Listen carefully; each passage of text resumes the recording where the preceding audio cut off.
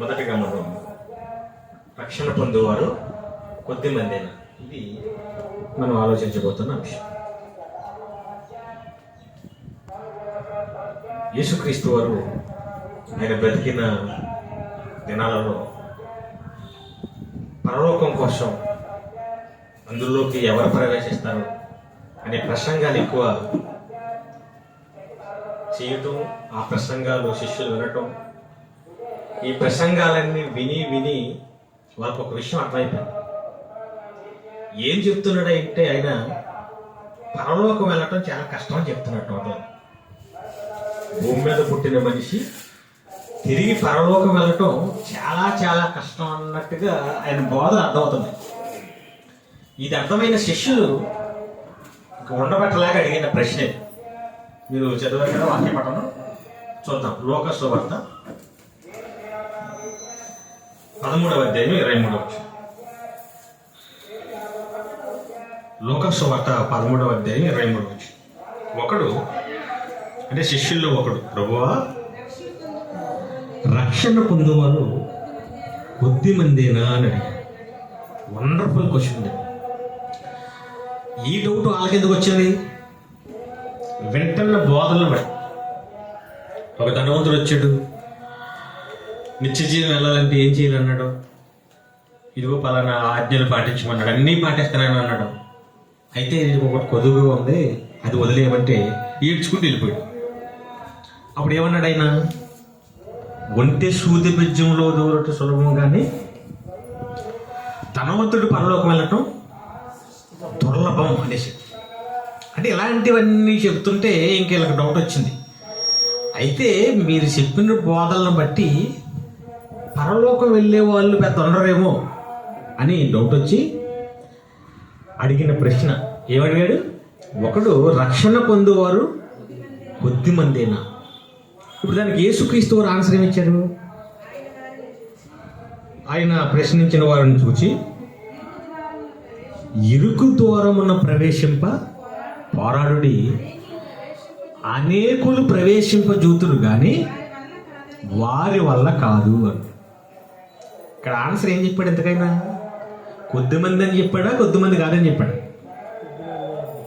కొద్దిమంది అని డైరెక్ట్గా చెప్పకుండా అనేకులు ప్రవేశిస్తారు, ప్రవేశించాలనుకుంటారు, కానీ వారి వల్ల కాదు.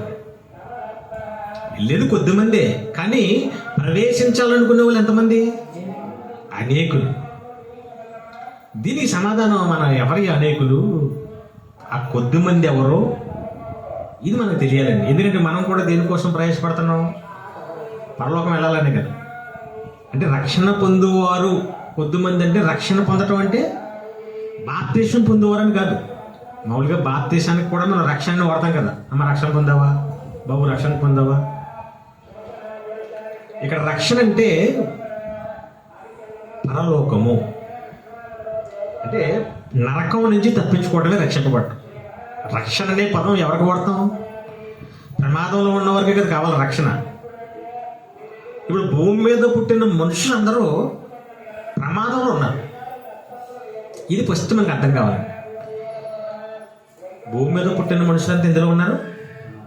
ప్రమాదంలో ఉన్నారు. ఏ ప్రమాదంలో ఉన్నారు? ఏ క్షణాన్న కన్ను మూసమా వెళితే పరదేశంలో ఉంటాం, లేదా వేదనకరమైన స్థలం ఉంటుంది. ఈ రెండిట్లో కన్ఫర్మ్. మీరైనా నేనైనా ఎవరైనా సరే అందరూ ఏదో రకం చచ్చిపోతున్నాం. చచ్చిపోయిన మరుక్షణం ఖచ్చితంగా రెండు ప్లేసులు ఉంటాం. ఉంటే పరదేశం అంటే పరలోకానికి అర్హులం, లేదా వేదన పడే స్థలం. భూమి మీద మాత్రం ఉండం. అదే కదా పునాదులు గల పట్టణం అంటారు, చూసారా? పునాదులు గల పట్టణం అంటే ఏంటి?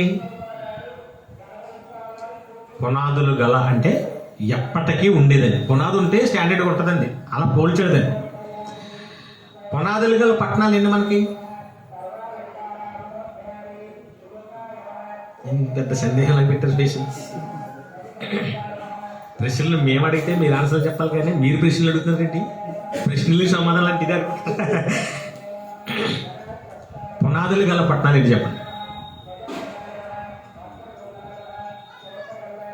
అంటే పోని పునాదులు గల లోకాలెన్ని? పట్టణాలంటే అర్థం కాదు. పునాదులు గల లోకాలెన్ని? 2 లోకాలు. అంటే పునాదులు గల పట్టణం అంటే పరలోకం అనుకుంటా అందరూ. పరలోకము పునాదులు గల పట్టణమే. నరకలోకం కూడా ఏంటి? అంతే కదా మరి. పరలోకం ఎందుకు పునాదులు గల పట్టణం అంటే చావు లేని దేవుడు ఉంటాడు కాబట్టి అక్కడ స్టాండర్డ్. నరకం పాతాళ లోకం కూడా స్టాండర్డ్. ఎందుకు స్టాండర్డ్? చావు లేని ఆత్మలు వెళ్తాయి కాబట్టి. అంటే పునాదులు గల లోకాలు 2. మొత్తం లోకాలన్నీ 3 కదా. పరలోకము, భూలోకము, పాతాళ లోకం. ఇందులో పునాది లేని దేనికి? ఇప్పుడున్న మందానికి. ఇది స్టాండర్డ్గా ఉండదు, ఏదో రోజు తీసేస్తారు దాన్ని. 2టికి పునాదులు ఉన్నాయి, ఎప్పటికీ ఉంటాయి. ఒకటి పాతాళము, 2 మనం చనిపోయిన తర్వాత 2 ఏదో ఒకటి ఉంటాం. 2 అంతం కానిది. ఎందుకు ఈ సిస్టమ్ పెట్టాడు దేవుడు?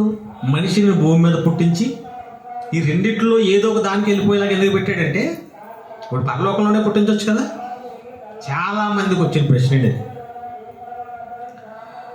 మనం పరలోకంలో దేవుళ్ళలోంచి వస్తే పరలోకంలో ఉంచక ఎందుకు భూమి మీద పుట్టించాడు? మరలా ఎందుకు ఎక్కడ ఇన్ని కార్యక్రమాలు చేసి కొంతమందిని నరకానికి, కొంతమందిని మళ్ళీ పరలోకానికి తీసుకుంటున్నాడు అని చాలామంది, ఇదంతా ఒక స్టోరీ లాగా, సినిమాలా ఉంది కదా, ఎందుకు ఈ తతంగం అంతా అని మాట్లాడుతుంటే, దేవుడు ఏది ఊరికే చేయడు. ప్రతి దానికి ఒక కారణం ఉంటుంది. మనమంతా దేవుళ్ళలోంచి వచ్చిన వాళ్ళమే, పరలోకంలో ఉండవలసిన వాళ్ళమే. కానీ పరలోకంలో ఉండే అర్హత లేదండి చాలామందికి. దేవదూతలనే దేవుడు పరలోకంలో చేశాడు, తెలుసు కదా మీకు. దేవదూతలు అంటే దేవుని సేవకులు. పరలోకంలో పుట్టించాడు. దేవుడు పుట్టించిన దేవదూతలన్నీ మంచిగా ఉన్నాయా? ఉన్నాయా లేవు చెప్పండి. లేవు. ఎగ్జాంపుల్ ఎవరు? సాతాను. అది కూడా దేవుడు పుట్టించగానే కదా వచ్చింది. కానీ కొద్ది రోజుల తర్వాత ఏం చేసింది? అది తిరుగుబాటు చేసింది. తిరుగుబాటు చేయటం వల్ల ఏం జరిగిందంటే పరలోకంలో యుద్ధం జరిగింది, తెలుసు కదా. ప్రకటన గ్రంథం 12 అధ్యాయం. అంతటా పరలోకమందు దేని వల్ల యుద్ధం జరిగింది? పరలోకం అంటే స్వర్గం, అవునా? ప్రశాంతంగా సుఖమైన గందరగోళం లేని ఒక లోకం, అది దేవుడు ఉండే లోకం. ఆ లోకంలో గందరగోళం సృష్టించింది ఎవరు? దేవుడికి మనశ్శాంతి లేకుండా ఒక విధ్వంసం సృష్టించేసింది సాతాను. మనుషులు పుట్టక ముందు, దేవుడు నరులను పుట్టించక ముందు జరిగింది అది. ఒక సేవకుడే పరలోకంలో తిరుగుబాటు చేసి ఎంత గందరగోళం చేస్తే ఇప్పుడు ఆయన పిల్లలు కందాం అనుకుంటున్నాడు. ఎంతమందిని? కోట్ల మందిని. ఇప్పుడు వీళ్ళు కూడా ఎలాగే తిరుగుబడిపోయి ఎవడో మూర్ఖుడిగా మారిపోయి తిరుగుబాటు చేశాడు అనుకోండి, మరలా ఏం జరుగుతుంది అక్కడ? అది గందరగోళం చేసిందని దాని మీద యుద్ధం ప్రకటించి మధ్య దేవదూతలతో ధర్మించేసి ఎక్కడేసాడు ఆయన? ఎక్కడేసేసాడంటే అన్నీ చెప్పాలి మీరు. ఎక్కడమ్మా? పాతాళ లోకంలో వేసాడు, అవునా కదా. నరకలోకంలో ఎవరిని వేశారు ఫస్ట్? ఎక్కడ ఉండేది అది? పరలోకంలో ఉండేది. ఎందుకు వేసేసాడు అక్కడ? అక్కడ సరిగా లేదు, చెడిపోయింది అది.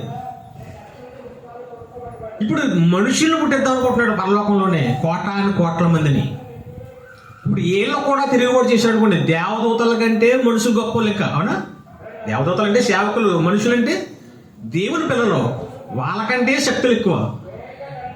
అందులో కోట్ల మంది. వీళ్ళు కూడా గందరగోళం చేశారు అనుకోండి, మళ్ళీ వీళ్ళని అందులో గందరగోళం చేసిన వాళ్ళు నరకానికి పంపించడం, ఈ తలకాయ కోట్లు పెట్టుకోకుండా ఈ కోట్ల మంది మంచోళ్ళ చెడ్డోళ్ళ అని భవిష్యత్తు చూసాడు దేవుడు. అందులో మీరు, నేను, అందరం పరిశుద్ధాత్ముడు యేసుక్రీస్తు వారితో సహా అందరం దేవుని పిల్లలమే కదా. యేసుక్రీస్తు వారు ఎవరు? దేవుని కుమారుడే. పరిశుద్ధాత్మ దేవుడు ఎవరు? దేవుని కుమారుడే. చంటిబాబు గారు ఎవరు? నేనెవరిని? మీరెవరు? అందరం ఒకటే. అందరూ భవిష్యత్తు చూస్తే అందరూ చెడ్డలుగానే కనబడ్డారు, ఇద్దరు తప్ప. ఎవరైద్దరు? యేసుక్రీస్తు వారు, అవునా కదా.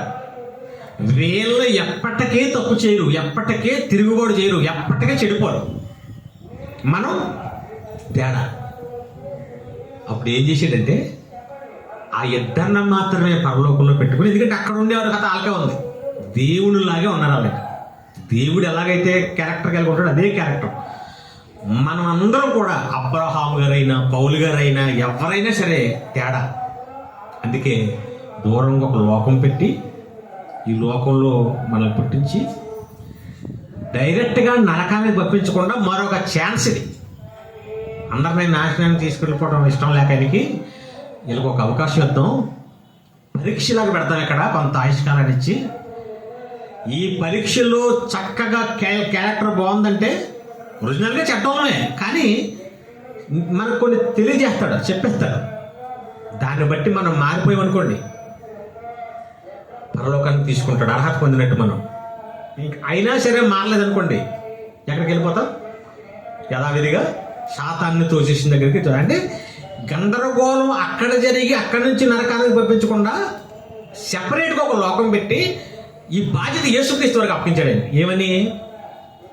అందరినీ పుట్టిస్తున్నా కదా అక్కడ, నువ్వు ఎవరు అందులో మంచోళ్ళు మన దగ్గర ఉండే అర్హత ఉందో నువ్వు టిక్కి పెట్టు, నేను ఓకే చెప్తాను.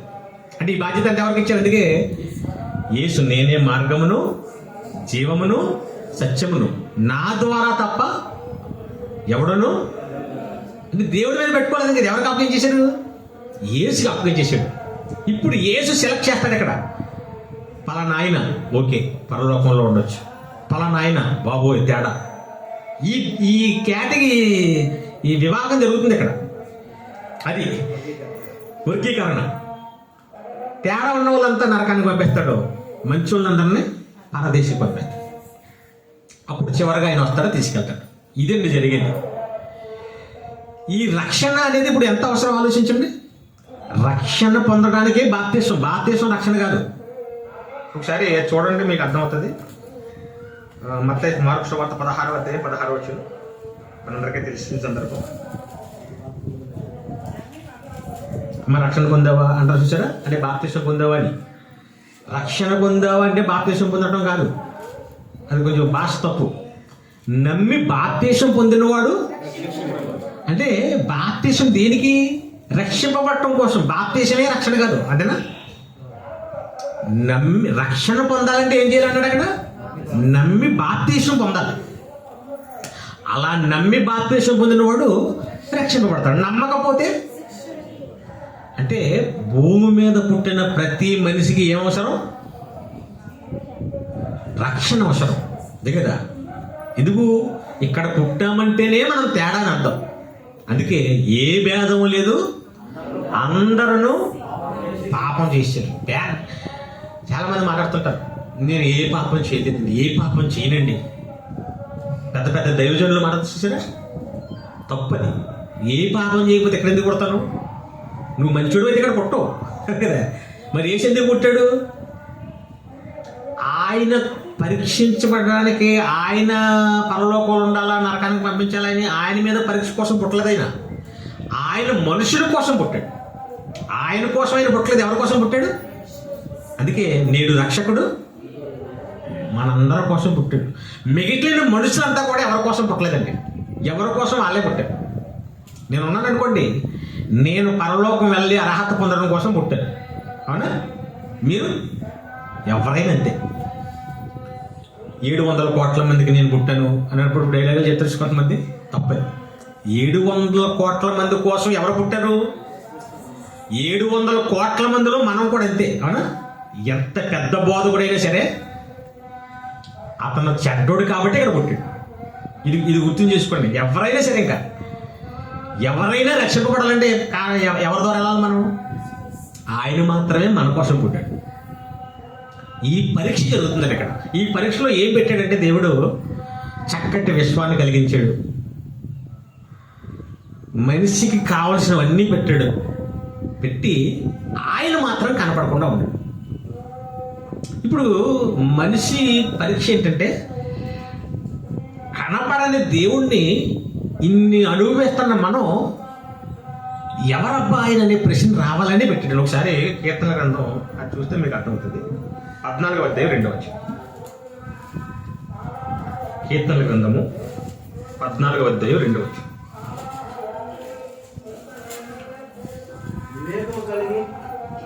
వివేకము కలిగి దేవుణ్ణి వెతకువారు కలరేమో అని యెహోవా ఆకాశం నుండి చూచి నరులను పరిశీలించుచున్నాడు. ఇప్పుడు ఏంటంట ఏంటి పరిశీలన అయింది? వీళ్ళ బ్రతకాలంటే గాలి పెట్టాను. గాలి నిత్యావసరమే కదా మనకి, ప్రతి క్షణం అవసరం. నీరు అది లేకపోతే మనం బ్రతకలేము, అందరికీ తెలుసు. అది మనం చేసామా? ఏమంటే మనం అది లేకపోతే బ్రతకలేమనేవి కొన్ని ఉన్నాయి. అందులో ఒకటి గాలి. ప్రతి క్షణం కావాలి కానీ మనం చేసుకోలేదు, దానికి అదే వస్తుంది. నీరు ప్రతిరోజు కావాలి, మనం చేసుకోలేదు, నిత్యావసరం. నేల మనం చేసుకోలేదు, నిత్యావసరం. వర్షం మనం అది లేకపోతే తినలేదు, అదే నిత్యము మనకు జరుగుతుంటుంది. ప్రకృతిలో ఇవి లేకుండా బ్రతకలేడు మనిషి అన్నట్టుగా కొన్ని చేశాడు. ఎందుకు ఇవి చేశాడంటే, ఇవి లేకపోతే నేను బ్రతకలేను కదా, ఇప్పుడు నేను ఇవి చేసుకోలేను కదా, ఇంతకీ ఎవరు చేశారబ్బా అని ప్రశ్నించి ఎవరు ఆయనని వెతకాలంట. ఈ వెతకటం అనే ఎవరైతే వెతుకుతారో అని చూస్తున్నాడంట ఆయన. అలా వెతకుతారని ఇలా పెట్టాడు. అది మీరు అర్థం చేసుకోండి. మీకు పాయింట్ అర్థమైంది? అర్థం కాదు? అర్థం అన్నట్టున్నారా, లేదంటే అర్థం కానట్టున్నారా? మనిషికి అవి సింపుల్. దేవుడి పరీక్షలు సింపుల్గా ఉంటాయి. చిన్న లాజిక్ ఇది. మనిషికి ఖచ్చితంగా ఇవి లేకపోతే బ్రతకలేం అన్నట్టుగా కొన్ని పెట్టాడు. అందులో ఒకటి గాలి, నీరు, నేల, మన ఆహారం, ఇవన్నీ ఖచ్చితంగా ఉండాలి, ప్రతిరోజు ఉండాలి. ఇవి మనం చేసుకోకుండా ఉన్నాయి మళ్ళా, అవునా కదా? నీరుని మనం తయారు చేయట్లేదు, గాలిని మనం తయారు చేయలేదు, నేలను తయారు చేయలేదు. పుడుతున్న ఆహారం కూడా ఉన్నదాన్ని మనం వంట చేసుకుని తింటున్నాం తప్ప వాస్తవంగా దాన్ని మనం పుట్టించట్లేదు. ఎందుకు ఖచ్చితంగా ఈ అవసరం అయ్యి ఖచ్చితంగా నువ్వు చేసుకోకుండా చేశాడు? ఎవడైనా ఆలోచించాలి ఈజీగా. ఏమని? ఇవి లేకపోతే నేను బ్రతకలేకపోతున్నాను కదా, ప్రతిరోజు ఇవి నేను చేసుకోలేకపోతున్నాను కదా, ఇంతగా మరి ఎవరు చేశారబ్బా అని ప్రశ్న రావాలి అందరికీ. మనుషులకు వస్తుందా? అలాగ వచ్చి తెలివిగా ఆలోచిస్తాడో, అలాగ ఆలోచించాడంటే వీడు మంచోడే, వీడికి నీతి ఉంది, వీడికి తెలివైనోడే, ఈయన తీసుకొచ్చు అని ఆకాశం నుంచి చూస్తున్నాడు. కనపడకుండా ఉన్నాడు. అందుకైనా కనపడితే అందరికీ తెలిసిపోద్ది కదా. అన్నీ చేసి నిత్యావసర వస్తువులు పెట్టి కనపడకుండా ఉన్నాడు. ఇప్పుడు మనుషులు ఏం చేయాలంట? వివేకంగా వెతకాలంట. అలా వెతికితే ఆయన అక్కడ తీసుకుంటాడు. మీకు అర్థమైందా? మళ్ళీ చదవండి. ఇప్పుడు కీర్తన గ్రంథం 14వ అధ్యాయం 2వ వచనం. వివేకము కలిగి దేవుని వెతకువారు కలరేమో అని దేవుడు ఆకాశం నుండి చూస్తున్నాడు. ప్రతిరోజు అనిపిస్తున్నారు కదా, వీళ్ళు చేసుకోలేనివి అవి లేకుండా ఉండలేవు. ఎవరు చేశారు ఇదని ప్రశ్న వస్తుందా? అలా ప్రశ్న వచ్చిన వాళ్ళు అనేకులండి, తక్కువ మంది ఏం కాదు. ఇప్పుడు దేవుడు ఉన్నాడని మోక్షం చేరాలి. మేము రక్షణ పొందడం అంటే మరొక పదం మోక్షం, స్వర్గం, అంతేనా? మేము మోక్షం చేరాలి, దేవుడి దగ్గరికి వెళ్ళాలి అనుకుంటున్న వాళ్ళని ప్రపంచంలో అనేకుల తక్కువ మంది. ఆలోచించండి, అనేకులు తక్కువ మంది. అనేకులు తక్కువ మంది ఎవరు? దేవుడు లేడు అనుకునేవాళ్ళు. అవునా? దేవుడు లేడు అనేవాళ్ళు తక్కువ మంది. ఎక్కువ మంది అమ్మా, బాగా తక్కువ మంది. అంటే బాగా బుర్రలేని వాళ్ళు. దేవుడు లేడంటే వాళ్ళకేమీ లేదు, బుద్ధిగా బుర్రలేదండి. అది దేవుడే చెప్పాడు. దేవుడు లేడని బుద్ధిహీనులు. బుద్ధిహీనులు అంటే అర్థం ఏంటి? బుద్ధి అంటే బుర్ర, హీనత అంటే లేకపోవడం. దాన్ని మన భాషలో చెప్పాను అంతేనండి. అదే బుర్ర లేని వాళ్ళు. దేవుడైతే నీట్గా చెప్పాడు బుద్ధిహీనులు. ఎందుకు బుద్ధిహీనులలో? ఇప్పుడైనా చెప్పకుండా, నువ్వు చేసుకోకుండా నిత్యవసరంగా కొన్ని ఉన్నాయి. అవి ఎలాగొచ్చాయో ఆలోచించకుండా నువ్వు దేవుడు లేడంటే ఎలా కుదురుతుంది? అంటే దీనికోసం మనం పెద్ద డిస్కస్ చేసుకోవాల్సిన అవసరం లేదు. మీరు అందరూ దేవుడు ఉన్నాడని నమ్మరు కాబట్టి అంటే చెప్తున్నాను లాజిక్గా. దేవుడు ఉన్నాడని తెలుసుకోవడం చాలా ఈజీ అండి. దానికి పెద్ద తెలివి అవసరం లేదు, ఈజీగా అర్థమైపోతుంది. అర్థం అయ్యేలాగే చేశాడు దేవుడు. అరణ్యంలోకి వెళ్ళాం, ఒక అడవిలోకి వెళ్ళిపోయాం, మనుషులు ఉండని అడవిలో. సడన్గా ఒక ఇల్లు కనపడింది. అక్కడ మనుషులు ఉండరు కానీ ఇల్లు ఉంది. అప్పుడు మనుషులు లేని చోట ఇల్లు ఎలా వచ్చిందబ్బా అని అందరికీ డౌట్ వస్తుంది. అవునా? అసలు మనుషులు ఇక్కడ ఉండరు కదా, అసలు ఇల్లు ఎలా వచ్చింది? వెంటనే దానికి అదే వచ్చేసిందేమో అనుకుంటారా? పోనీ వచ్చేసిందేమో అనుకున్న ఇల్లుని చూస్తే ఆ అభిప్రాయం పోతుంది. ఎందుకు? స్టార్టింగ్ మెట్లు ఉన్నాయి, ఎక్కడ ఇంటికి ఏముంటాయి? మెట్లు ఉన్నాయి. అలా ఎక్కిన తర్వాత హాల్ ఉంది, ఆ పక్కనేమో కిచెన్ ఉంది, 2 బెడ్రూమ్ ఉన్నాయి, వెనకాలేమో బాత్రూమ్ ఉంది. ఇప్పుడు ఇవన్నీ చూస్తే ఏమనిపిస్తుంది మనకి? మెట్లు ఉన్నాయంటే ఎవరి కోసం? అయ్యి మనిషి ఎక్కడానికే, అవునా? హాల్ ఉందంటే ఎవరి కోసం? ఇది అక్కడ రెస్ట్ తీసుకుందామని. కిచెన్ ఉందంటే ఎవరి కోసం? వంట చేసుకుని తింటాడు, ఆ తర్వాత పడుకుంటాడు, ఎలాగో తిన్నాడు కాబట్టి వెనకాల బాత్రూమ్ అవసరం. ఇవన్నీ కనుక చూస్తుంటే ఇది మనిషి కోసం చేసినట్టు ఉందా లేదా? అంటే దానికి అదే వచ్చేసిందా అన్న ప్రశ్న నుంచి దాన్ని చూస్తే మనకు వేరే అర్థం అవుతుంది. ఏమని? దానికి అదే కాదు, మనిషి కోసం చేసినట్టు ఉందంటే ఎవడో మనిషి కట్టుకొని ఉంటాడు, అంతేనా? ప్రకృతి కూడా అంతేనండి. తల్లి గర్భంలో ఉన్నప్పుడు మనకు ముక్కు తయారవుతుంది, శ్వాస వ్యవస్థ. ఈ 2 నాసిక రంధ్రాలతో లోపలికి 2 నాళాలు వెళ్ళిపోయి తర్వాత ఊపిరితిత్తులు, ఇదంతా మళ్ళీ ఆక్సిజన్ అంతా లోపలికి తీసుకుని కార్బన్ డైఆక్సైడ్ బయటకు వదిలేయడం, ఈ శ్వాస వ్యవస్థ జరుగుతుంటే చూసారా? తల్లి గర్భంలో చిన్న బిడ్డకి ఈ శ్వాస వ్యవస్థ తయారవుతుంది. ఆల్రెడీ బయట ఏముంది? గాలి ఉంది, గాలిలో ఆక్సిజన్ ఉంది. దానికి అదే వచ్చేసినట్టాం కదా. ఇప్పుడు తల్లి గర్భంలో బిడ్డకి బయట గాలి ఉంది కాబట్టి శ్వాస వ్యవస్థ తయారవుతుందా? శ్వాస వ్యవస్థ తయారవుతుంది కాబట్టి బయట గాలి ఉందా? ఆలోచించాలి కదా. ఇప్పుడు ఒకదానికి ఒకటి సంబంధం ఉందా లేదా? గాలి పీల్చుకోవడానికైనా శ్వాస వ్యవస్థ, ముక్కు, ఊపిరితిత్తులు ఇవన్నీ. ఇప్పుడు దానికి అదే తయారైపోయింది అంటున్నారు. దేవుడు లేడు, ఏమీ లేడు, దానికి అదే అయిపోయింది అంటున్నారు. ఇప్పుడు దానికి అదే తయారైపోతే లోపల గాలి వెళ్ళడానికే బయటికి రావడానికి, అందులో ఉన్న ఆక్సిజన్ తీసుకుని మళ్ళీ కార్బన్ డైఆక్సైడ్ వదిలేయడానికి, ఇదంతా ఒక సిస్టమ్ తయారవుతుంది. బయటికి గాలి ఉందని ఎలా తెలుసు దానికి? అంతే కదా, గాలి ఉంటేనే కదా ఇప్పుడు ఆ సిస్టమ్ పనిచేస్తే. బయటికి గాలి ఉందని ఎలా తెలుసు? బిడ్డ తల్లి గర్భంలో తయారవుతున్న బిడ్డకి తెలుసా? దానికి అదే తయారైపోతే బయటికి గాలి ఉంది, అందులో మళ్ళీ కార్బన్ డైఆక్సైడ్ ఉంటుంది, వేస్ట్ గాలి, ఇది ఫిల్టర్ చేయాలి అన్నట్టుగా తయారవుతుంది లోపల, అవునా? దానికి దీనికి సంబంధం ఉందా లేదా? గాలి ఉంది కాబట్టి అది తయారవుతుంది, అవునా? ఇప్పుడు గాలి ఉందని దానికి ఎలా తెలుసు? లేదంటే అది తయారైంది కాబట్టి గాలి ఉందా అంటే ఈజీగా అర్థమైపోతుంది. ఏమనేది? గాలిని చేసినోడే అది ఏది, అవును కదా? అక్కడ అది చేస్తున్నాడు, ఇక్కడ గాలి పెట్టాలి, సంబంధం లేకుండా ఉండదు. అలాగే మన అవయవాలన్నీ చూడండి, ప్రకృతిలో ఉన్న ప్రతిదీ మన రక్తం తయారవుటకే పెట్టాడు. అంటే అవి తింటున్నాం కాబట్టి రక్తం తయారవుతుందా, రక్తం తయారవ్వాలని పెట్టాడా? రెండింటికి సంబంధం ఉంది. దానికి అదే వచ్చేస్తే ఈ ప్రశ్న మతి లేని ప్రశ్నలో ఉంటుంది. కాబట్టి దేవుడు లేడన్నవారు ఎవరు? బుద్ధిహీనులు. ఈజీగా అర్థమైపోద్ది. కాబట్టి ప్రపంచంలో ఈ బుద్ధిహీనులు తక్కువే ఉన్నారు. ఎక్కువ మంది ఎవరు ఉన్నారు? 780 కోట్ల మందిలో ఎక్కువ మంది ఎవరు ఉన్నారమ్మా? దేవుడు ఉన్నాడని దేవుడిని నమ్మే వాళ్ళే ఉన్నారు. దేవుడు ఉన్నాడని నమ్ముతుంటే ఎక్కడికి చేరకాలని ఇంతకే ఈ భక్తులు, ఈ పూజలు, ఈ కార్యక్రమాలన్నీ దేవుడి దగ్గరికి చేరుకోవాలనే కదా, మోక్షం వెళ్ళాలనే కదా. ఇప్పుడు యేసుక్రీస్తు ఏమడిగారు, ఏమన్నారు? ప్రభువా, రక్షణ పొందువారు కొద్ది మందేనా అంటే ఆయన ఏమన్నాడు? అనేకులు ప్రవేశింపచూదురు. ఇప్పుడు అనేకులు అంటే ఎవరు? 780 కోట్ల మందిలో దేవుడు లేడనే వాళ్ళు చాలా తక్కువ మంది. అనేకులు దేవుడు ఉన్నాడని నమ్ముతారు, మోక్షం చేరాలని అనేక కార్యక్రమాలు చేస్తారు, అవునా? హైందువులు ఉన్నారు, ముస్లిమ్స్ ఉన్నారు, క్రైస్తవులు ఉన్నారు, అందరూ కూడా దేవుడు ఉన్నాడని వాళ్ళు మోక్షం చేరాలని, అవునా కదా చెప్పండి. ఇప్పుడు హైందువులు పూజలు కార్యక్రమాలు ఎన్నో చేసుకుంటున్నారు. ఎక్కడికి వెళ్ళాలని పాపం వాళ్ళు? మోక్షం చేరాలని. మసీదుకి వెళ్ళి ఎన్నో నమాజులు చేస్తారు. ఎక్కడికి వెళ్ళాలండి? క్రైస్తవులు ఎన్నో చేస్తుంటారు, పరలోకం చేరాలని. అంటే వీళ్ళంతా కూడా రక్షణ పొందాలని, అంతే కదా. ఎంతమంది చూస్తున్నారు ఎంతగా అక్కడికి వెళ్ళాలని? అనేకులు. కానీ వెళ్ళే వాళ్ళు ఎంతమంది అన్నారు? ఎందుకు కొద్దిమంది?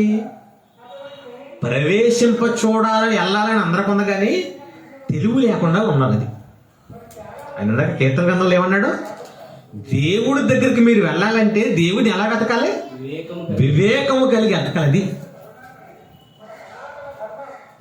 చాలా మందికి వివేకం లేదండి. ఒకడు రామ్ గోపాల్ వర్మ అని ఒక ఇంటర్వ్యూ ఇచ్చాడు టీవీలో. మీరు దేవుడిని నమ్మరు కదండి, ఎందుకు నమ్మరు అని యాంకర్ అడిగింది. మీరు దేవుడిని నమ్మరు కదా, ఎందుకు నమ్మరు? మరి మీతో పాటు నటిస్తున్న యాక్టర్లు కానీ లేదంటే పెద్ద పెద్ద డైరెక్టర్లు వీళ్ళంతా నమ్ముతున్నారు అంటే వాళ్ళంతా ఎర్రోళ్ళా, మీరెందుకు నమ్మట్లేదు అంటే అతను ఒక ఆన్సర్ చెప్పాడు. తెలివిగా చెప్పాడు. వాస్తవంగా దేవుడు లేడు అన్నవాడు ఎవరు? నాస్తికులేనండి మన భాషలో. ఇందాక చెప్పాను కదా, బుద్ధిహీనుడు. ఈ బుద్ధిహీనుడు కూడా తెలివిగా చెప్పాడు. ఆడికి అంత తెలివి ఎక్కడ వచ్చింది అంటే, తెలివి అంటే వీడికంటే బుద్ధిహీనులు ఉన్నారు కదా, ఆడికంటే కొంచెం తెలివైనడు అంటే, మామూలుగా తెలివైనడు కాదు, కొంచెం బుద్ధి ఉన్నాడు. అది ఏం చెప్పాడంటే, ఇప్పుడు మోహన్ బాబు ఉన్నాడు, వెంకటేశ్వర స్వామిని పూజిస్తాడు, ఎన్నో కార్యక్రమాలు, ఎన్నో కోట్ల రూపాయలు డొనేషన్ చేస్తుంటాడు, ఎన్నో పూజ కార్యక్రమాలు చేస్తుంటాడు కదా అన్న. అవునండి అన్న.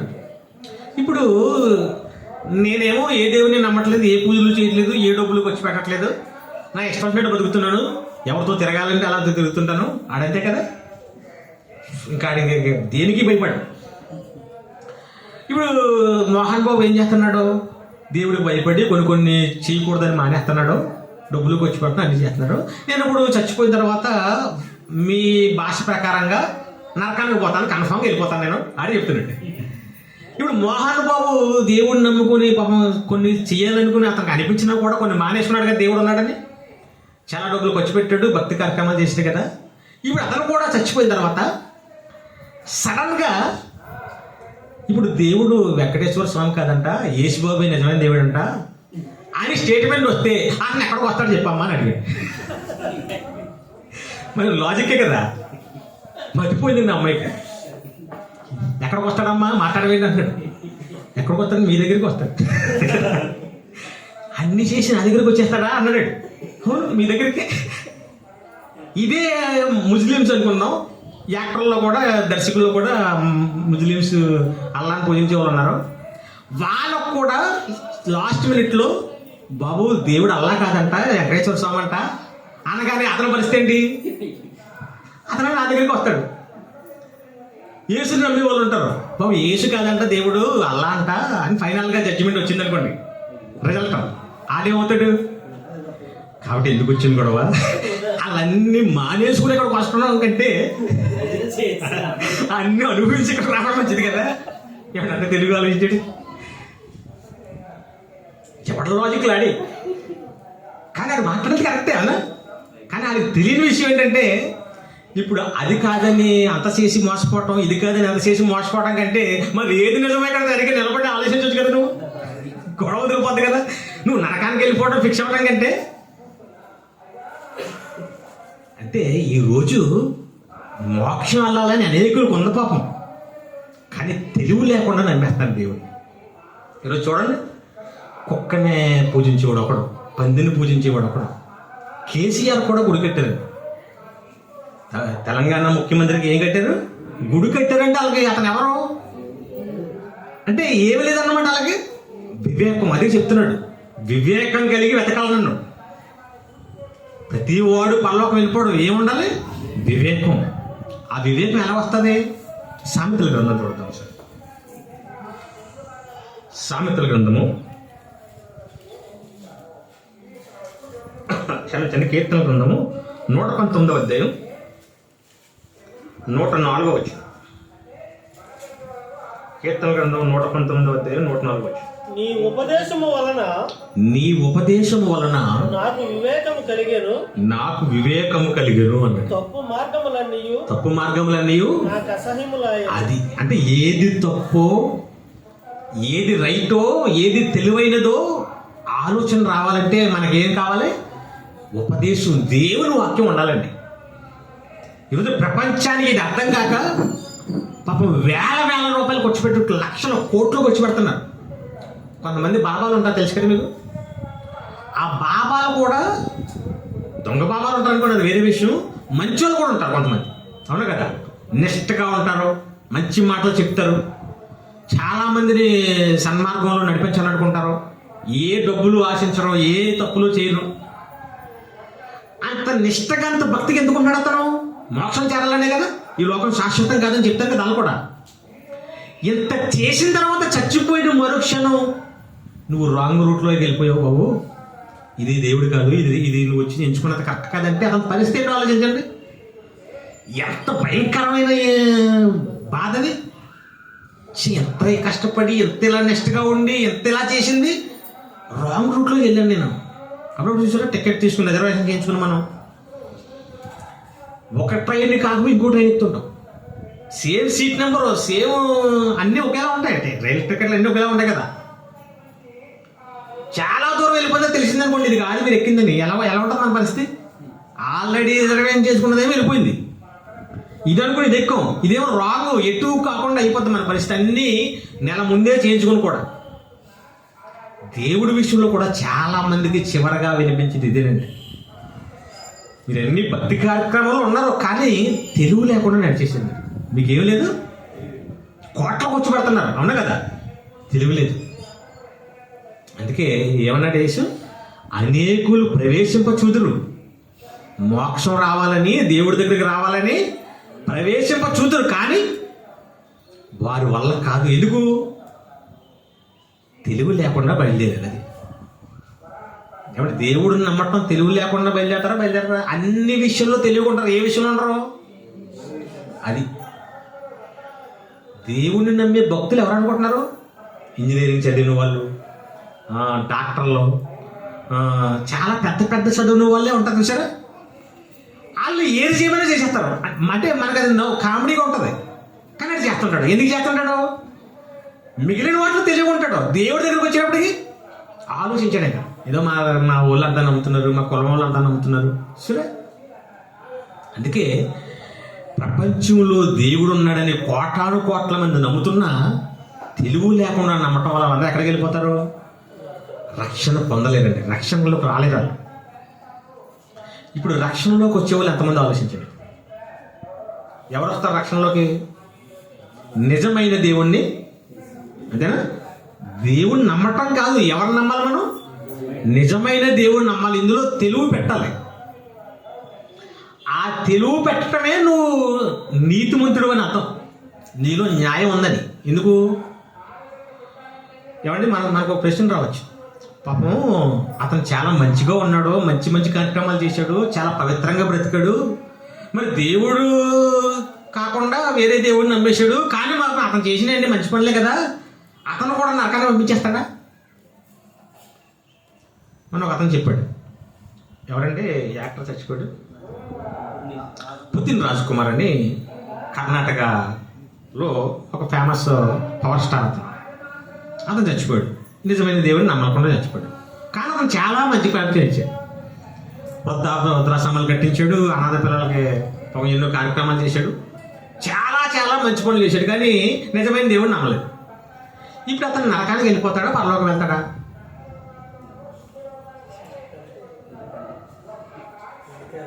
గొప్ప సందేహాలు పడ్డారు. మరి అదేంటి, నేను ఆయన నరకానికి పంపించేయటం, నరకానికి పంపించేయటం మనకే జాలి కనిపిస్తుంది, అవునా? కానీ దేవుని దృష్టిలో అతను చాలా అన్యాయస్తుడు. ఎందుకు? అసలు నువ్వు పుట్టిన తర్వాత చచ్చే వరకు ఖచ్చితంగా నువ్వు ఇవి లేకుండా బ్రతకలేవన్నప్పుడు అవి చేసింది ఎవరో నువ్వు ఖచ్చితంగా ఆలోచించుకున్నంత టైం లేదా నీకు? ఏదో అని ఎందుకు నమ్మేశారు? మరి అంతే కదా.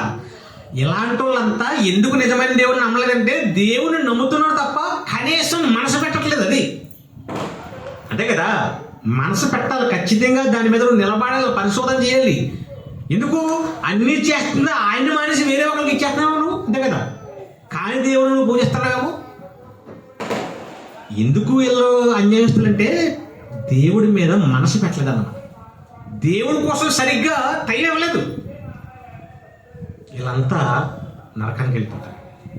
ఎందుకే మిగిలింది ఎవరు? ఇప్పుడు ఎంతకే మనం వరుసగా వస్తున్నాం. మనం ప్రపంచంలో రక్షణ పొందేవారు ఎవరంటే ఎక్కువ మంది పరలోకం వెళ్ళాలనే మోక్షం కోసం బయలుదేరినంతా దేవుడిని నమ్మేవాళ్ళే. కొద్దిమంది ఫెయిల్ క్యాండిడేట్లు ఉన్నారు, దేవుడు లేడనేవారు. ఇప్పుడు అనేకులు ప్రవేశించాలనుకుంటే తెలివి లేక రకరకాల దేవుడు కాని వాళ్ళు దేవులుగా పూజించి వెళ్ళిపోతున్నారు, పోయారు. ఇక మిగిలింది ఎవరు? క్రైస్తవులు. అవునా? ప్రపంచంలో క్రైస్తవులు ఎక్కువ, మిగిలిన వాళ్ళు ఎక్కువ? క్రైస్తవులు ఎక్కువ. అంటే యేసుక్రీస్తు అన్న దీన్ని కూడా వర్తిస్తుంది. అనేకులు ప్రవేశింపచూదరు కానీ, అంటే ప్రపంచంలో ఉన్న అనేకులు ఎవరు? ఇప్పుడు క్రైస్తవులే ప్రవేశింపచూదరు కానీ వీళ్ళు ఎందుకు ప్రవేశించలేదు? అంటే క్రైస్తవులైనంత మాత్రం వివేకం కలిగిన వారు కాదు. బయలకి ఈ దేవుడిని నమ్ముతున్నారు అంతే. వాళ్ళ ఇంట్లో వాళ్ళు ఎవరు ముస్లిమ్స్ కాదు కాబట్టి అలానే మానేశారు, అంతే కదా. చిన్నప్పటి నుంచి క్రైస్తవులు కాబట్టి ఎందులోకి వచ్చేసారు? వివేకంతో ఏమి రాలేదు. ఇంతకీ ఈ దేవుడు నిజమా? ఈ దేవుడే ఎందుకు నిజం? మిగిలిన వాళ్ళు ఎందుకు కాదు? మరి ఎలా అర్థం చేసుకోవాలి? దేవుడు ఎవరని ఎలా ప్రూవ్ చేసుకోవాలి? ఇవేం ఆలోచించకుండా వచ్చేసిన బ్యాచ్ చాలా మంది ఉంది. ఇలా పనిలోకి వెళ్ళిపోతారా?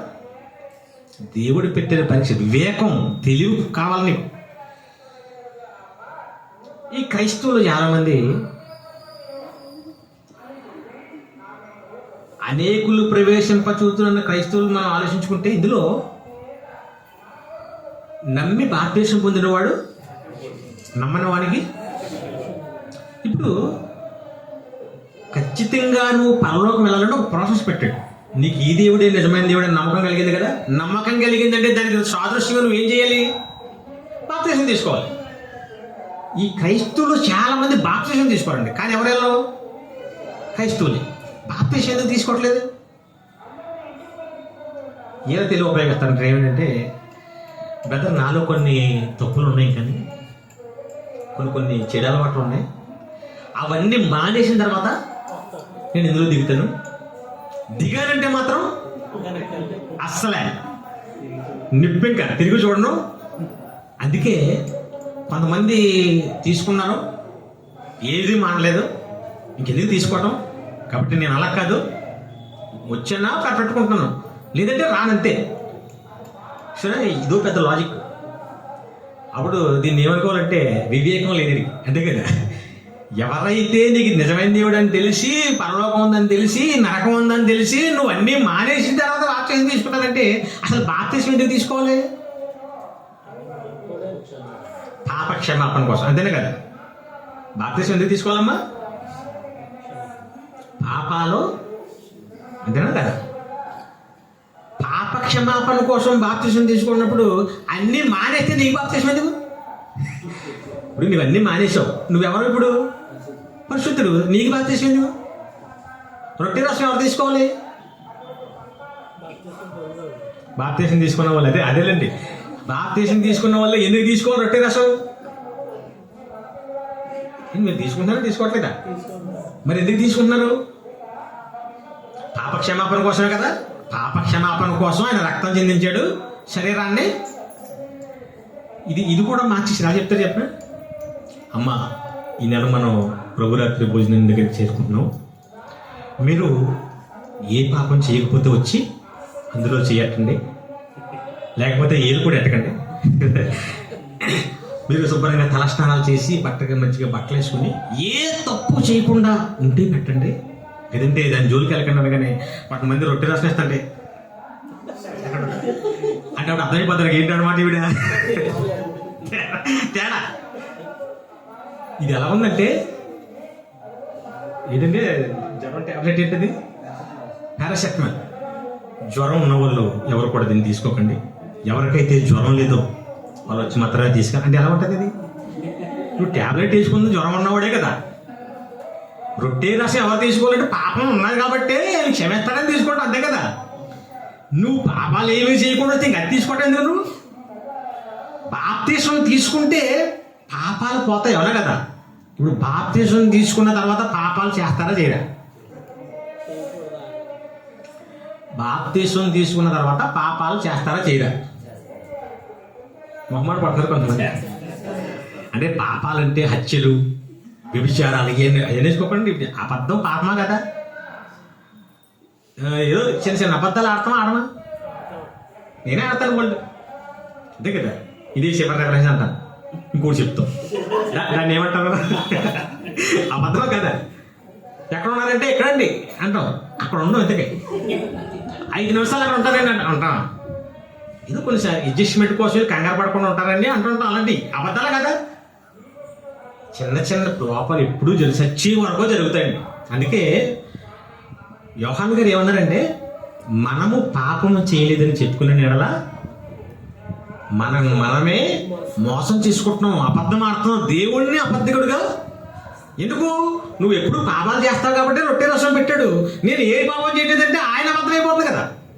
అందులో ఎవరిని కలుపుకున్నాడు? యోహాను గారిని కూడా కలుపుకుని మనము పాపం చేయలేదని చెప్పుకోకూడదు అంటున్నాడు. అవునా? ఆయన కూడా ఒప్పుకున్నాడు. చూసారా? అందుకే బాప్తీసం తీసుకున్న తర్వాత నువ్వు అన్ని మానేసి తీసుకుంటానంటే, అసలు బాప్తీసం తీసుకోకుండా నువ్వు ఈ తప్పులే మానలేవు. బాప్తీసం తీసుకున్న తర్వాత ఏం జరుగుతుంది? పరిశుద్ధాత్మే వాళ్ళ వరం నీకు వస్తుంది. నీకు కొన్ని సహాయం అందిస్తుంటుంది. నువ్వు కొన్ని రాంగ్ రూట్లోకి వెళ్లకుండా. ఇది బాప్తీసం తీసుకోకముందు జరుగుతుందా, తీసుకున్న తర్వాత జరుగుతుందా? అంతే కదా. నువ్వు అన్నీ మానేసుకుని వస్తానంటే ఇంకెందుకు? టోటల్గా నీకు బాప్తీసం తీసుకోవడం ఇష్టం లేదు. అది అసలు కారణం. అర్థమైందంటే మనుషులందరూ ఎదుట నువ్వు యేసుని ఒప్పుకోవటం ఇష్టం లేదు, లోపల ఇష్టం నీకు అంతే. ఇలాంటి కొన్ని తెలుగు తక్కువ పనులు ఉంటాయి. చూసారా? వీళ్ళు చాలా మంది పోతారండి. వీళ్ళంతా క్రైస్తవులే, నిజమైన దేవుడి దగ్గరకు వచ్చి రక్షణ పొందాలనుకున్న వాళ్ళే. కానీ వీళ్ళ సొంత ఆలోచనతో ఏమవుతుంది? పోతారు. ఇక కొంతమంది ఉంటారు క్రైస్తవులు అనేకులు, దేవుడంటే ఇష్టం, బాప్తిసం తీసుకుంటారు, చర్చిలకు వెళ్తారు. కానీ బోధకులు సరైన రూట్లోకి వెళ్ళకపోవడం వల్ల ఎక్కువ మంది క్రైస్తవులు ఎక్కడికి వెళ్ళిపోతారు? ఇప్పుడు చూద్దాం. మత్తయి సువార్త 24వ అధ్యాయం 11వ వచనం. మత్తయి సువార్త 24వ అధ్యాయం 11వ వచనం. అనేకులైన అబద్ధ ప్రవక్తలు వచ్చి పలువురిని మోసపరిచెదరు. ఇప్పుడు అబద్ధ ప్రవక్తలు ఎంతమంది వస్తారంట? ఇప్పుడు రక్షణ పొందాలనుకున్న వాళ్ళు ఎంతమంది? అబద్ధ ప్రవక్తలు ఎంతమంది? ఇప్పుడు అనేకులు అబద్ధ ప్రవక్తలు ఉంటే వీళ్ళ దగ్గరికి వెళ్ళే వాళ్ళు ఎంతమంది ఉంటారు? ఓ పాస్టర్ దగ్గరికి 1000 మంది వేసుకోండి, కొన్ని 100 మంది వేసుకోండి. 1000 మంది పాస్టర్లు ఉన్నారంటే వాళ్ళ దగ్గరికి వెళ్ళే వాళ్ళు ఎంతమంది ఉంటారు? 1,00,000 మంది ఉంటారు. అంటే వీళ్ళంతా ఎక్కడికి వెళ్ళిపోతారన్నమాట. ఇంకో రెఫరెన్స్ 1 యోహాను పత్రిక 4వ అధ్యాయం 1వ వచనం. 1 యోహాను పత్రిక 4వ అధ్యాయం 1వ వచనం. ప్రియులారా, అనేకులైన అబద్ధ ప్రవక్తలు లోకములోనికి ప్రతి ఆత్మ నమ్మక మీరు పరీక్షించుకోండి అన్నాడంటే, చూడండి, అనేకులైన వారు రక్షణ పొందాలని చూస్తుంటే ఇప్పుడు అనేకులు ఎవరు ఉన్నారు? ఇంతకే ఈ అనేకులు అబద్ధ బోధకులు ఉన్నారంటే 90% ఎవరున్నారు చెప్పండి? క్రైస్తవుల్లో అబద్ధ బోధకులు. ఇప్పుడు ఎంతమంది వెళ్ళిపోతారో చెప్పండి నరకానికి వెళ్ళి తీసుకుని. వీళ్ళ దగ్గరికి వెళ్ళిన వాళ్ళందరూ ఎక్కడికి వెళ్తామని వెళ్తున్నారు? చర్చికి రక్షణ పొందామని. కానీ బోధకుని ఎంచుకోవడంలో వివేకం లేదు వీళ్ళకి. ఆ పాయింట్ కంటిన్యూ అవుతుంటుంది. టోటల్గా ఏమి లేకపోవడం. వివేకం ఎందుకు లేదు? దేవుడు నిజంగా ప్రేమిస్తే సరిగ్గా ఆలోచించి కూర్చుందరు. ఏది నిజమో, ఏది కరెక్టో, ఏ బోధ మనల్ని రక్షిస్తుందో, అంతేనా? ఏదో బోధనైనా వెళ్ళిపోతుంటే దేవుడు అంటే నీకు ఇష్టం లేదు కాబట్టి. దేవుడు అంటే ఇష్టం లేకపోతే అక్కడ రానివాడు కదా. నీకు వివేకం ఉంటే ఏది నిజమో ఏది అబద్ధమో నువ్వు పరీక్షించుకుంటావు. అందుకే చాలా దారుణం అండి. క్రైస్తవులుగా పేరు తప్ప వీళ్ళకి ఏమీ తెలియదు. యూత్ క్రిస్మస్కి వెళ్ళాను మనం. ఏ క్రిస్మస్? నేను కూడా కొంచెం కుర్రండి కాబట్టి నన్ను పిలిచేదండి యూత్కి వెళ్ళి. మరి లక్షలు ఖర్చు పెట్టారండి. దానికి ఎంత పెట్టుబడి అనుకుంటున్నారో? ఇక్కడే సిద్ధాంతం దగ్గర దేవాని ఉదరం చచ్చేది, పెద్ద చచ్చేది, భారీ ఏర్పాట్లు అన్నమాట. అసలు పెద్ద పెద్ద సభలు కూడా జరగలాగా. అసలు వేల మంది వచ్చారు అక్కడికి. నేను ఆశ్చర్యపోయాను. ఎందుకంటే నన్ను పిలిచిన సభ అయినా అనుకున్నాను. నేను వేరే సభకి నేను వచ్చేదేమో అనుకున్నాను. ఎందుకంటే మనకి అంతమంది ఉన్నారు కదా, మనంతా పలచటే. చూసేటప్పుడు మర్చిపోయింది, ఇదేంటి బాబు ఎంతమంది ఉన్నారు. భోజనానికి తీసుకెళ్ళారు. యూత్ క్రిస్మస్కి అంతా యూతే అన్న రండి భోజనం చేద్దరు కానీ. ఆడికి పక్కలేదు. ఎవరు? ఆడి క్రైస్తవుడే క్రిస్మస్ చేస్తున్నాడు. ఈ చెప్పలేదు. అన్న బిర్యానీ వేసుకోండి అంటాడు. ఆడికి ఈ చెప్పలేదు. రండి వేదిక మీదకి రండి అంటాడు. ఆడికి ఒళ్ళన్నీ చిల్లిలే. ఇదేంటో బాబు ఇది. ఎలా క్రిస్మస్ చేస్తున్నారంటారు బాబు, ఇలా యాసంగా నిలబడి ప్రత్యేక పాట పాడతారు అని ముగ్గురు పిలిచారు. అందులో ఒక తను గుండు నిన్నగా కూర్చున్నాడు. పాపం గుండు చేసుకున్నాడే అనుకున్నాడు. పాట అయిపోయిన తర్వాత వందనాలు ఉన్నాయి అన్నాడు. ఎంత ఉంది, ఎంత ఉందో జుట్టు, ఎంత ఉందో ఫ్రెండ్. ఊరి నేను వీళ్ళకి ఏంటి క్రిస్మస్ ఏంటి, దేశం ఏంటి అంటే వాళ్ళ ఉద్దేశం ఏంటన్నమాట, యేసుక్రీస్తు పుట్టారని సంబరం చేస్తున్నారు. అంటే క్రిస్మస్ అంటే ఏంటి, యేసుక్రీస్తు వారు పుట్టారని పండగ, ఆనందం. అంబరాన్ని అంటేలా సంబరాలు చేద్దాం, మంచిది. అది తప్పు కాదు. యేసుక్రీస్తు వారు పుట్టారని సంబరం చేయొచ్చు. కానీ సంబరం చేసేవాడికి ఇంతగా ఆయన పుట్టడం వల్ల నాకేమని జరిగిందని తెలియలే వద్దా? ఇప్పుడు పండగ చేసుకుని మందు కరుపులు కాల్చి అందరికీ స్వీట్స్ పంచుతున్నాం అనుకోండి, ఇంతకీ ఏదో జరిగిందని తెలిస్తేనే చేస్తా ఉంటాను ఆవిడ. క్రిస్మస్ చేస్తున్న చాలా మందికి ఇంతకీ ఏసి పుట్టడం వల్ల మనకి ఏం గొప్ప జరిగిందో ఎవరికీ తెలియదు. అది తెలియాలంటే నాకు ఏం తెలియాలి, వాక్యం తెలియాలి, అంతే కదా. క్రిస్మస్ చేసి ఎవరైనా వాక్యం వింటాడా? ఎవరంటారండి. ఇంతకుముందు లంకలో పెట్టారు ఒక చోట క్రిస్మస్, అది కూడా 12 గంటలకి ఇచ్చారండి నాకు. ఈ 12 కాదు, సాయంత్రం 12, నైట్ 12. ఇంతసేపు ఏం చేశారు, భోజనాలు 9 గంటల వరకు జరిగాయి. ఇంకా అసలు తండోపు దండాలకు వచ్చి తిని వెళ్ళిపోయారు. కొంతమంది కూర్చున్నారు. ఈ కొంతమంది కూర్చున్న తర్వాత పాటలు ప్రారంభించారు. అప్పటికే 9 అయిపోయిందంటే 2-3 పాటలు తాగుతారు. అక్కడ 2-3 పాటలు కాదు, ఎన్ని పాటలు పాడారు అది లేదు. ఇంకా మరి అమ్మగారు వచ్చి పాట పాడతారు. అది పెద్ద పాటలే, అందుకు చిన్న చిన్న పాటలు కాదు.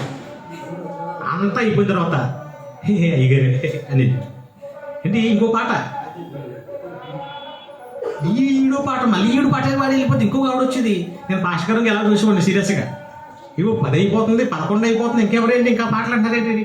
నా ముఖం ఆయన గ్రహించి ఆయన దగ్గరకు వచ్చి, ఎవరికి అవ్వకపోయినా చాలా గొడవ చేస్తారండి ఇక్కడ, చాలా ప్రమాదంలో అంటే అర్థం ఏంటి, మీరు సైలెంట్గా ఉండండి. అది ఎవరికి అవ్వకపోయినా గొడవ అంట, చాలా గొడవలు అయిపోతాయండి అక్కడ. ఇంతకుముందు అలా అయిపోయాయంట. ఇంకా అందుకు ఇంకా ఇక్కడ జరుగుతుందో కుర్రోళ్ళేమో లిస్ట్ ఎట్టుకొని ఇస్తూనే ఉంటున్నారు. ఈ పాటలే పాటలు, పాటలే పాటలు. 11:30 అయిందండి. ఇంకేం చెప్తారు బాబు, ఇంకా నేను అనవసరంగా వచ్చాను అనుకుంటున్నాను నేను. ఈ సందర్భంలో ఎంతో దూరం నుంచి దైవజనులు పిలిచాం. నరేష్ కుమార్ గారు నా మంచికి వచ్చారు అని మొదలెట్టి ఆయనకు వాక్యం ఇచ్చే ముందు అన్నాడు. మళ్ళీ ఇది 11:30కు మళ్ళీ ఇంకా వాక్యం ఇచ్చే ముందు చిన్నపిల్లలు వాళ్ళు కొంతమంది నిద్రపోతున్నారు కాబట్టి కేక్ కటింగ్ చేసేద్దాం అన్నాడు. ఏమండి, ఇది 15 నిమిషాలు అయిపోయింది. వాళ్ళ మొక్కలకి వీళ్ళ మొక్కలకి రాసేసుకుని పెద్ద అడవ చేశారు.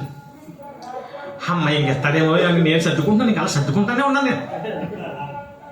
ఇంకా ముఖ్యమైన ఘట్టంలోకి వచ్చేసాం. మన మధ్య ఎంతోమంది అసలైన మనం వెలిగిపోవాల్సిన దీనికే మళ్ళీ ఆ మాట కూడా మాట్లాడాడు. ప్రాముఖ్యమైన ఇవన్నీ గొప్ప కార్యక్రమం కాదు, వాక్యం మనకు ముఖ్యం. చివరిగా ఆరాధన చేసుకుందాం అని ఈయన పాట పాడడం మొదలెట్టి అందరూ నిలబెట్టి అది తిప్పాడు, ఇటు తిప్పాడు, చెయ్యిలు లేపమన్నాడు, చిల్లీలు తిప్పాడు, మొత్తం అంతా అయ్యేటప్పుడు 12 అయిందండి. అప్పుడు ఇచ్చాడండి. ఎవరికి? ఎన్నో యవ్వన కాలంలో ఎంతో మందికి సేవ చేస్తూ అనేక రాష్ట్రాల్లో తిరుగుతూ, మళ్ళీ ఇది ఇంట్రడక్షన్. ఆయన పాపం ఖాళీ లేకపోయినా సరే బిజీ షెడ్యూల్లో కూడా మనకు డేట్ ఇచ్చాడు. పాపం ఆయన రాత్రి అనక పగలనక నిద్రలేదు, అయినా సరే మనకు వచ్చాడు. అందుకే పాపం ఆయన ఎక్కువసేపు కూడా మాట్లాడలేదు, ఎందుకంటే పాపం అలసిపోతున్నారు. అంటే నాకు ఏం చెప్తే డైరెక్ట్గానే అదేదో డైరెక్ట్గా చెప్పొచ్చు కదా, నేను అలసిపోతున్నానంట, నాకు రాత్రి అనక పగలనక నిద్రలేదంట. ఇది ఏంటి బాబు, నాకు బాగా ఉన్నాను, నేను ఓ గంట అన్నా చెప్తాను నిలబడ్డాను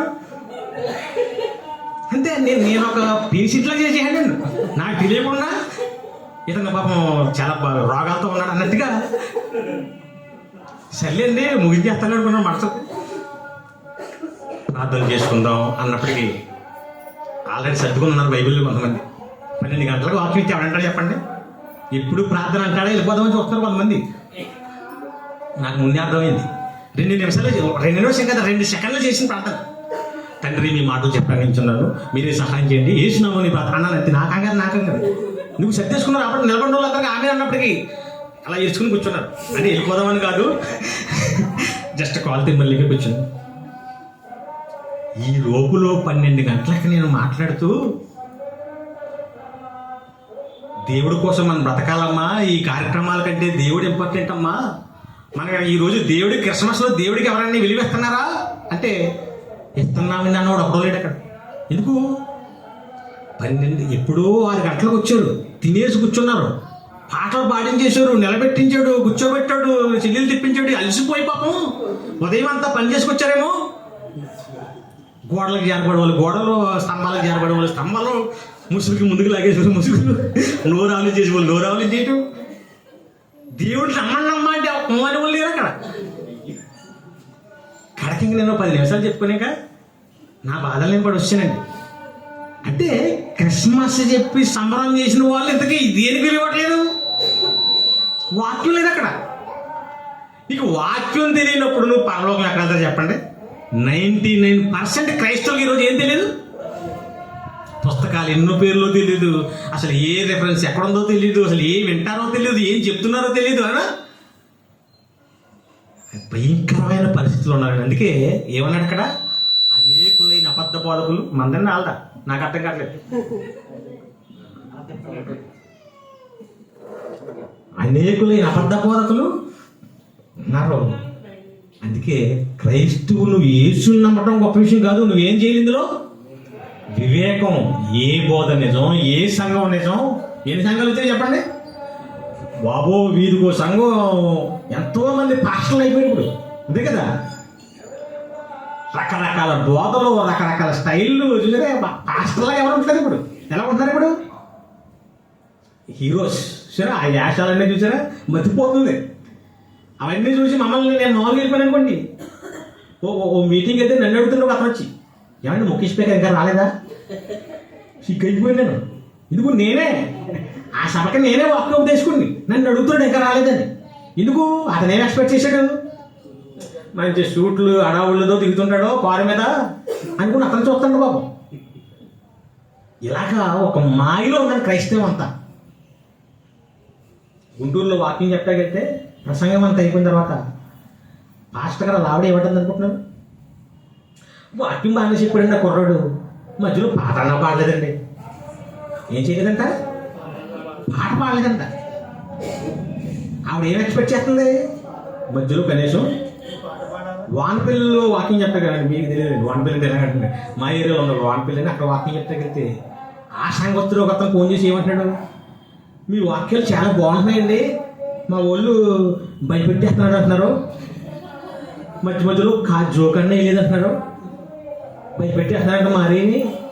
ఇది నేనేం చేస్తున్నాడంట? భయపెట్టేస్తున్నాడు, జోక్ అన్న వేయలేదంట. డాలీ ఎక్స్పెక్ట్ చేసి కూర్చున్నాను అంతకే. ఊరినని ముందుకు వెళ్ళిపోతే ఓ గొంతు అన్న వేయలేదు, సరే ఓ స్టెప్ అన్న వేయలేదు.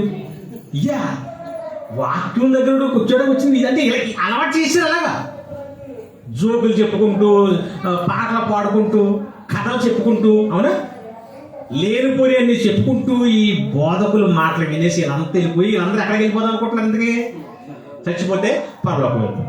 చూడండి ఎంత సింపుల్. అందుకే యేసుక్రీస్తు వారు ఏమన్నారు? ఇరుకు ద్వారమున ప్రవేశింప. పోరాటం ఇది. పోరాటం చేయాలి నువ్వు పరలోకం వెళ్ళ రక్షణ పొందాలంటే. ఎందుకంటే ఎన్నో దాటుకుంటూ రావాలి. ఇన్ని దాటుకుంటూ వచ్చి కొన్ని నిజమైన బోధకుడి దగ్గరే కూర్చున్నాం. ఏళ్ళైనా కంటిన్యూ అవుతారా? మధ్యలో ఎన్ని గొడవలు, ఎన్ని గందరగోళాలు. సంఘాలు విడిపోతుంటారు, వాళ్ళు నాశనం అయిపోతుంటారు, వీళ్ళు ఒకరి మీద ఒకరు గొడవలు పెట్టుకుంటారు.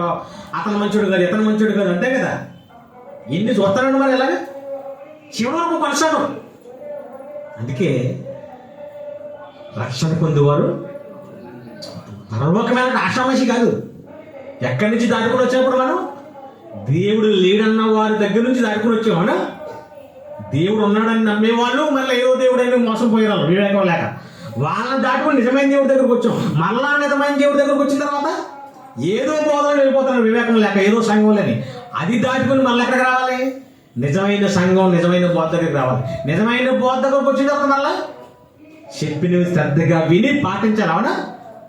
అలా పాటిస్తూ ఏం చేయాలో ముగించుకుందాం. మత్తయి సువార్త 10:22.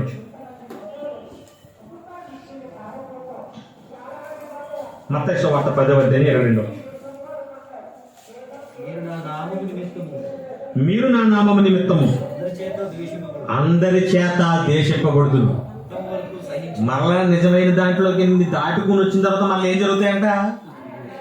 ద్వేషం, అందరూ అసహించుకుంటారు, చాలా బాధలు వస్తాయి, ఆర్థికమైన ఇబ్బందులు రావచ్చు, సహోదరుల వల్ల ఇబ్బందులు రావచ్చు, ఎన్ని బాధలండి పోతుంది. చివరికి వచ్చినట్టే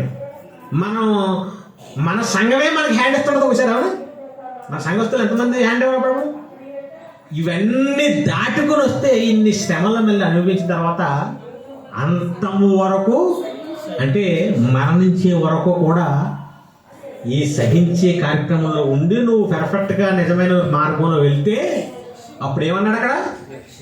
రక్షింపబడతాడు. అది బాప్తీసంతో ఆగిపోయే వాళ్ళు కొంతమంది, సంఘానికి వచ్చి ఆగిపోయే వాళ్ళు కొంతమంది, అవునా, మధ్యలో ఆగిపోయే వాళ్ళు కొంతమంది. ఇవన్నీ దాటుకొని రావాలండి. ఇన్ని దాటుకొని వస్తే నువ్వు ఎలాగైపోతావు అనుకుంటున్నావు? అప్పటికే ఎవరు అయిపోతావు అంటే, ఏమండి, నిజమైన దేవుడు ఉన్నాడని నమ్మి, నిజమైన సంఘంలో ఉండి, నిజమైన వాక్యం నేర్చుకుని, నిజమైన వాక్యానుసారంగా బ్రతుకుతూ, శ్రమలు వచ్చినా, సహోదరుల మధ్య ఇబ్బందులు వచ్చినా, ఎన్ని వచ్చినా సరే నువ్వు వాక్యం కోసం నిలబడిపోతే నువ్వు ఎలా మారిపోతావు అంటే దేవుడు రూపం వచ్చేదన్నమాట. ఎలా అయిపోతారమ్మా? దైవత్వం వచ్చేద్ది నీకు. పరలోకం ఎలా తరంతకి? చివరిగా రెఫరెన్స్ విషయం ముగించుకుందాం. మత్తయి సువార్త 19:25. మత్తయి గారు రాసిన సువార్త 19:25. శిష్యులు ఏ మాట విని ఇంతకీ? అందరూ పరలోకం వెళ్ళరు, పరలోకం వెళ్ళటం అసంభవం, కష్టం అని చెప్తున్నాడు పైనుంచి ఆయన. ఈ మాటలన్నీ విని శిష్యులు ఆశ్చర్యపడిపోయి, అలాగైతే ఎవడ బాబు రక్షణ పొందుతాడేక ఆయన అడిగేశారండి. ఇంక ఈయన చెప్పిన మాటలను బట్టి అలా ఏమర్థమవుతుంది? రిజల్ట్ ఏముండదు, ఎల్లువలు తక్కువే. కోటాను కోట్ల మందిలో దేవుడి దగ్గర నిలబడే వాళ్ళు ఎంతమంది ఉన్నారు? అందుకే ఇద్దరే కదా, యేసు, పరిశుద్ధాత్మ దేవుడు. మరి మిగిలిన వాళ్ళే ఎక్కువ ఉంటారండి. ఇక ఆయన ఇదే చెప్తుంటే ఇంక ఆశ్చర్యపడిపోయింటే, ఓరి బాబు ఇంకెవరు వెళ్తారా బాబు అని ఏమంటారు వాళ్ళు? అలాగైతే బాబు ఎవరు రక్షణ పడతారు ఇక అనగా అప్పుడు ఆయన ఏమన్నాడు చూడండి, యేసు వారిని చూచి ఇది మనుషులకు అసాధ్యం అని చెప్పాడు. ఏమన్నాడు ఇక్కడ? పరలోకం వెళ్ళటం, రక్షణ పొందటం ఏమన్నాడు అక్కడ? మనుషులకి. మీరు నేను ఎవరు? అసాధ్యం అనేసిడేంటి? నువ్వు మనిషిలాగుంటే అసాధ్యమే. ఎవరికి అసాధ్యం అన్నాడు అక్కడ? దేవునికి. అంటే దేవునికి సమక్షం సాధ్యం అంటే యేసు దేవుడు కాబట్టి వెళ్ళాడు, పరిశుద్ధాత్మ వెళ్తాడు, తండ్రి ఎలాగో దేవుడే కాబట్టి ఆ ముగ్గురే ఉంటారని కాదు అక్కడ. మనుషులుగా పుట్టిన నువ్వు ఎలా మారిపోవాలి? దేవుడిగా మారిపోవాలి. అది ఇది దేవునికి సాధ్యం. ఎప్పుడు మారుతావు దేవుడిగా? ఈ వాక్యం నీ బుర్రలోకి ఎక్కినప్పుడు నీకు తెలివి వచ్చేద్ది, వివేకం వచ్చేద్ది, ఎవరిని క్షమించాలో నీకు తెలిసిపోద్ది. అంతేనా? ఎన్ని కష్టాలు పెట్టినా నిన్నే దారుణంగా శిక్షితం చేసేమన్నాడు తండ్రి, నేనేం చేస్తున్నారో క్షమించు. ఈ లక్షణం ఎవరిది? దైవత్వం. అది ఒక స్టెఫన్ను చంపేస్తుంటే ఏమన్నాడు ఆయన? తండ్రి ఏం చేస్తున్నారో తెలియదు, క్షమించే. పొగలను కొడతాంటే ఏమన్నాడు? క్షమించి తండ్రి, పాపం తెలియదు. ఎందుకంటే వీళ్ళకి ఏముంది? వివేకం, వాక్యం ఉంది. వీళ్ళ శరీరాన్ని చంపగలరు అంతే. అదేనా? ఎవరికి భయపడాలి మనం? దేహాన్ని, ఆత్మని చంపేవాడు ఉన్నాడు, నరకంలో వేసేవాడు, ఆయనకి భయపడాలి. పాపం వీళ్ళ శరీరం మనకలాగే పరీక్ష నిమిత్తం పరలోకంలో అర్హత లేక పాపం ఇక్కడికి వచ్చారు. వీళ్ళు దెయ్యం బట్టి ఎలా ప్రవర్తిస్తున్నారు? ఏమన్నా నిజమైన క్రైస్తవులు క్షమాపణ ఉంటుందా? మనల్ని కొట్టేసి చంపేసి ఓని క్షమించడం అలా ఉంటుంది. మన సహోదరులే మనం. ఇక మనలో దైవత్వం ఎక్కడ వచ్చింది చెప్పండి? మనలో మనం ఏం చేస్తుంటాం? దేవుడి కార్యక్రమం అనేది చేస్తాం కదా. క్రిస్మస్, క్రీస్తు ఎందుకు పుట్టాడో, ఎందుకు ఈ భూమి మీదకి వచ్చాడో తెలియకపోయినా ఏం చేస్తారు వాళ్ళు? బిర్యానీ. మా ఇంటి దగ్గర మన క్రిస్మస్ జరిగింది. 10,000 రూపాయలతో చికెన్ వేయించాడు. ఒక అతను ఏం చేయించాడంటే, క్రిస్మస్ చేసుకుంటారు కదా, యేసుక్రీస్తు పుట్టినందుకు అందరికీ భోజనాలు పెట్టండి, చికెన్ వేయించండి అని 10,000 ఇచ్చాడు. ఇంతకీ ప్రార్థన రాలేదు. మరి ఎందుకు ఇచ్చాడు?